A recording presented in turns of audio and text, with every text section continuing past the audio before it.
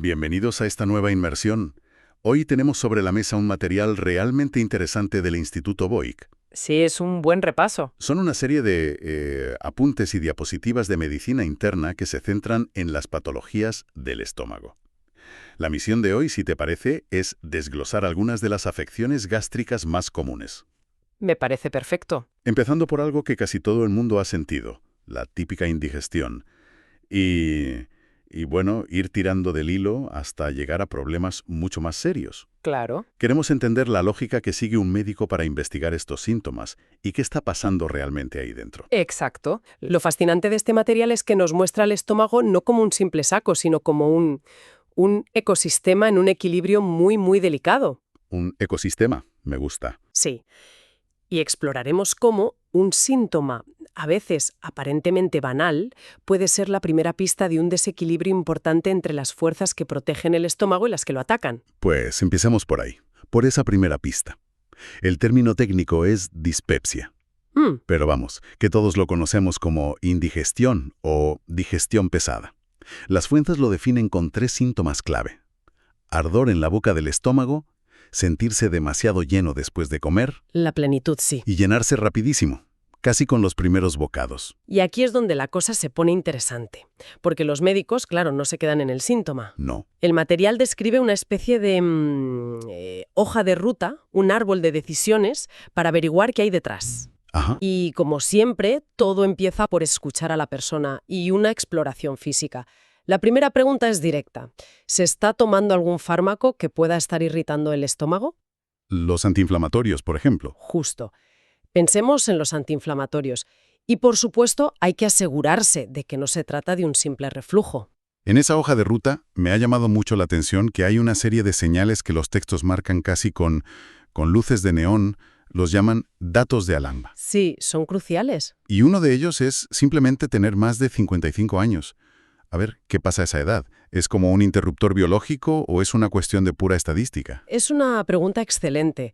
No es un interruptor, es más bien una cuestión de riesgo acumulado. Ah, vale. Piensa que el daño que pueden causar factores como una bacteria, de la que hablaremos mucho, la Helicobacter pylori, o el uso crónico de antiinflamatorios, tarda años en manifestarse como algo grave. Claro, tiene sentido. A partir de los 55, la probabilidad de que esa irritación constante haya evolucionado a algo más serio, pues sube lo suficiente como para que los protocolos digan mejor mirar directamente con una cámara y no esperar. Entendido. O sea, es una red de seguridad. Y junto a la edad aparecen otras alarmas más evidentes. Antecedentes familiares de cáncer de estómago, un sangrado digestivo, una anemia que no se sabe de dónde viene, dificultad para tragar que va a peor, vómitos que no paran o, claro, notar un bulto en el abdomen. Exacto. Y la presencia de una sola de esas señales cambia el juego por completo. Ya me imagino. Te saltas todos los pasos intermedios y no has directo a la prueba reina, la videoendoscopía digestiva alta, la VEDA. La cámara. La cámara, eso es. Meter un tubo para ver el esófago y el estómago por dentro. Pero si no hay ninguna de estas alarmas, el camino es otro. El siguiente sospechoso a investigar es esa bacteria, el Helicobacter pylori. O sea que, en la práctica, dispepsia es la etiqueta que le ponen a tu malestar mientras averiguan si detrás hay algo más o si es, como dicen los textos, funcional. Justo. Es el punto de partida de la investigación. Justo eso. Si se descarta todo, las alarmas, la bacteria, otras causas evidentes, y el malestar sigue ahí, se concluye que es una dispepsia funcional. Es decir, los síntomas son reales, pero no hay una herida o una alteración estructural que los explique. El problema está en el funcionamiento, no en la estructura. Entonces, si la dispepsia es como el humo, ahora vamos a buscar el fuego. ¿Qué pasa cuando esa irritación no es solo una sensación, sino una inflamación real de la pared del estómago? Ahí es donde las fuentes nos meten de lleno en la gastritis. Y para entender la gastritis, los apuntes proponen una imagen muy potente. Un tira y afloja, como el juego de la soga. Ah, qué bueno. En un extremo del campo tienes al equipo de las defensas del estómago y en el otro al equipo de los agresores. Mientras las fuerzas estén igualadas, todo va bien. La gastritis aparece cuando el equipo de los agresores empieza a ganar terreno. Me encanta esa idea. Es muy visual. A un lado los que defienden el castillo y al otro los que lo asedian. ¿Quiénes serían los jugadores de cada equipo según el material? Pues mira, en el equipo de defensa, el estómago tiene un arsenal impresionante. Primero, una capa de moco y bicarbonato que es como un escudo químico contra su propio ácido. Claro. Luego, una capacidad de regeneración celular brutal. La superficie del estómago se renueva constantemente. También produce unas sustancias protectoras, las prostaglandinas, y necesita un buen flujo de sangre para mantenerse sano. Vamos, que es una fortaleza muy bien diseñada. ¿Y los asaltantes quiénes son los que tiran del otro lado de la soga? El capitán del equipo agresor, sin duda, es la bacteria Helicobacter pylori. El protagonista. Totalmente. Le acompañan jugadores muy comunes, como los antiinflamatorios, los AINES. Y luego tenemos al alcohol y al tabaco, el exceso de ácido o incluso el reflujo de bilis desde el intestino. Ujú. En situaciones límite, como un paciente en estado de shock, la falta de riego sanguíneo puede dejar la fortaleza sin defensas y provocar un daño masivo. Y una cosa que me pareció importante es que no todas las gastritis son iguales. Se habla de aguda y crónica. La aguda suena a algo repentino, ¿no? Como una borrachera o una intoxicación. Exacto, es un golpe rápido y fuerte. Visualmente, en una endoscopía se ve la mucosa, la pared interna, hinchada, edematosa. O peor, con lo que los textos describen como un puntillado hemorrágico, que es como si la pared estuviera salpicada de pequeñas hemorragias. Es una imagen de un ataque agudo. Pero la batalla de verdad, la guerra de trincheras, parece ser la gastritis crónica. Esa es. Y ahí vuelve a aparecer el mismo sospechoso. ¿El mismo? El Helicobacter pylori es el rey de la inflamación crónica. Es una bacteria fascinante y terrible a la vez. Sí. Tiene forma de espiral, lo que le permite como atornillarse a la pared del estómago y es capaz de sobrevivir en un medio tan ácido. Se instala en la parte final, en el antro, y desde ahí se dedica a manipular el entorno para que se produzca todavía más ácido, lo que le viene genial. Los apuntes tienen una frase para describir el síntoma de esta gastritis crónica que me pareció demoledora por lo simple y clara que es. Dolor todo el tiempo que se exacerba cuando come. Uf, sí. Resume una experiencia muy concreta. Totalmente. Es un dolor constante que se dispara, que se pone mucho peor justo después de comer. Es muy característico. Ya. Y aunque el H. pylori es la causa del 90% de los casos, los textos mencionan otras formas más raras. ¿Ah, sí? Sí, como la gastritis autoinmune, donde es tu propio cuerpo el que ataca a las células del estómago, o la eosinofílica, que es una reacción de tipo alérgico. Pero vamos, la gran batalla es contra esa bacteria. Vale, entonces tenemos una inflamación crónica, una guerra que dura años. ¿Cuáles son las consecuencias de que esa soga esté siempre tensa a favor de los agresores? Supongo que la pared empieza a ceder. Exacto. Y la primera consecuencia grave puede ser el sangrado, la hemorragia digestiva. Y aquí, para saber de dónde viene el problema, los médicos usan una especie de punto de referencia geográfico dentro del abdomen, una estructura llamada el ángulo de Treitz. Si el sangrado está por encima, es una hemorragia alta. Si está por debajo, es baja. ¿Y cómo se nota la diferencia desde fuera? Las señales son distintas. Muy distintas. Y la clave es una idea muy gráfica. Pensar si la sangre ha sido cocinada por el ácido del estómago. Cocinada, vale. Si el sangrado es alto, en el estómago o el duodeno, la sangre se digiere. El resultado son vómitos que parecen pozos de café o, más comúnmente, unas heces muy negras, pegajosas y con un olor terrible, como el alquitrán. Uf. Eso es lo que los médicos llaman melena. En cambio, si el sangrado es bajo, cerca del final del tubo digestivo, la sangre sale roja y fresca. No ha tenido tiempo de alterarse. Es una forma muy visual de saber, a grandes rasgos, de dónde viene el problema. Y una de las causas más típicas de ese sangrado cocinado del que hablas es la úlcera péptica, ¿verdad? Que es como la siguiente fase después de la gastritis crónica. Es la consecuencia lógica. La inflamación persistente debilita tanto la pared que al final se abre una herida, un cráter. Eso es una úlcera. Ajá. Generalmente es una lesión única, redonda, con los bordes un poco elevados y el fondo limpio. Hay un detalle en la descripción de las fuentes que me pareció casi poético. Habla de cómo el tejido de cicatrización que se forma alrededor de la úlcera tira de los pliegues del estómago hacia el centro.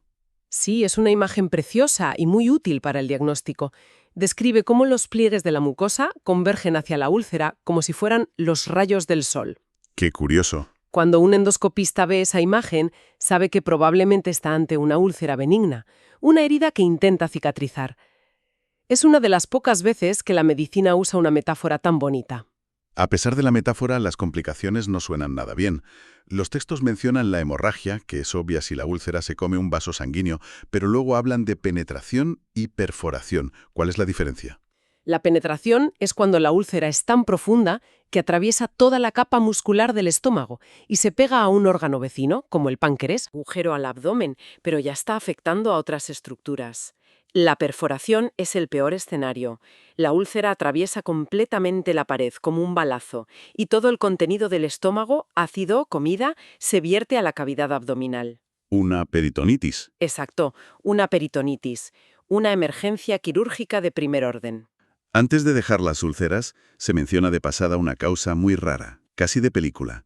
El síndrome de Zollinger-Ellison. Así, es un caso fascinante. Se debe a un tumor, un gastrinoma, que se dedica a producir cantidades industriales de gastrina. ¿Y la gastrina es? Es la hormona que le grita al estómago: produce más ácido. Ah, claro. El resultado es un bombardeo ácido tan brutal que aparecen úlceras por todas partes, muy agresivas y en sitios donde no deberían estar. Es muy poco frecuente, pero es un ejemplo extremo de cómo un desequilibrio hormonal puede destrozar el estómago. Entendido. Hemos visto la irritación, la gastritis y la herida, la úlcera. Pero una herida que no cierra, una inflamación que no para, eso suena a un terreno perfecto para que las células empiecen a hacer cosas raras. Y ahí llegamos a los tumores. Es el paso final y más temido de esta cadena de acontecimientos. A veces, en esa zona de batalla crónica, aparecen crecimientos anómalos. Lo más sencillo son los pólipos. ¿Mm? Los textos mencionan varios tipos, pero lo importante es entender que algunos son simplemente el resultado de la propia inflamación, bultitos sin importancia. Otros, en cambio, los llamados adenomatosos, ya son una neoplasia benigna. Una señal de alarma. Exacto, una señal de que las células están empezando a cambiar de una forma que no deberían. Y de la neoplasia benigna a la maligna. El material se centra en 3 tipos de cáncer, pero hay uno que es el gran protagonista. Sin duda, el 90% de los tumores malignos del estómago son el adenocarcinoma gástrico. ¿El 90%? Sí, una barbaridad. Y aquí es donde se cierra el círculo de todo lo que hemos hablado. ¿Cuáles son los factores de riesgo? La gastritis crónica por Helicobacter pylori y la atrofia de la mucosa que ésta provoca. Afecta sobre todo a hombres mayores de 55 años. Todo encaja Y visualmente es diferente a la úlcera de los rayos de sol. completamente. Esa es una de las claves que se mencionan. En una úlcera maligna, los pliegues no convergen, no se ven atraídos. Es como si la lesión los ignorara o los interrumpiera bruscamente. Entiendo. Y a nivel microscópico se distinguen 2 patrones principales. Uno es el intestinal, que crea un bulto, una masa, que se ve bien en la endoscopia. Pero el otro es el difuso, y este es mucho más traicionero. ¿Por qué traicionero? Porque no crea un bulto. En su lugar, es como si las células malignas se infiltraran sigilosamente entre las capas de la pared del estómago, haciéndola más gruesa y rígida, como un trozo de cuero. ¡Qué imagen! Esto provoca que sea mucho más difícil de diagnosticar en fases tempranas y, por desgracia, a menudo se encuentra en una fase más avanzada. Este tipo es el que produce las famosas células en anillo de sello que se ven al microscopio. ¡Qué fuerte! Además del adenocarcinoma, se mencionan otros 2 tumores, uno de ellos el linfoma MALT. Me ha sorprendido porque vuelve a estar relacionado con la misma bacteria. Es increíble, ¿verdad? El Helicobacter pylori de nuevo. El linfoma MALT es un tumor del sistema inmunitario. Ah, vale. Lo que ocurre es que en su intento desesperado por combatir la infección crónica durante décadas, las propias células inmunitarias del estómago se descontrolan y acaban formando un tumor. Es un caso clarísimo de cómo una inflamación crónica puede acabar en cáncer. Y por último, un tumor con un nombre diferente. Tumor del estroma gastrointestinal, o GIST. Este es distinto. No nace de la mucosa, sino de una capa más profunda de la pared, de unas células muy especiales llamadas células de Cajal. Células de Cajal. Sí, actúan como el marcapasos del sistema digestivo, coordinando sus contracciones. La descripción que da el material es muy gráfica, una masa carnosa y bien delimitada. Suelen crecer en silencio y solo dan la cara cuando son tan grandes que comprimen otros órganos o cuando se ulceran por dentro y provocan una anemia lenta pero constante. Hemos hecho un recorrido que da vértigo. Empezamos con una simple indigestión, un síntoma que cualquiera puede tener, y hemos terminado hablando de tumores infiltrantes. Sí. La gran idea que me llevo es cómo la salud del estómago es un equilibrio constante. Esa imagen de la soga entre ataque y defensa. Creo que esa es la conclusión fundamental. El material del Instituto Boig nos ha mostrado una progresión lógica, casi una historia con sus actos. ¿Sí? Empieza con la irritación, la gastritis. Si no se resuelve, puede convertirse en una herida abierta, la úlcera, y si esa herida persiste durante años, en algunos casos puede desencadenar una transformación celular, la neoplasia. Nos recuerda la importancia de escuchar esas primeras señales que nos da el cuerpo. Sin duda. Y para terminar, me gustaría lanzar una última idea que me ha surgido de todo esto. El análisis de hoy nos ha mostrado un ecosistema en tensión constante dentro de un solo órgano. Si un desequilibrio aquí puede tener consecuencias tan graves, cabe preguntarse, ¿qué otros equilibrios delicados, quizás a nivel celular, hormonal o incluso en nuestra microbiota, mantienen nuestra salud día a día sin que nos demos ni cuenta?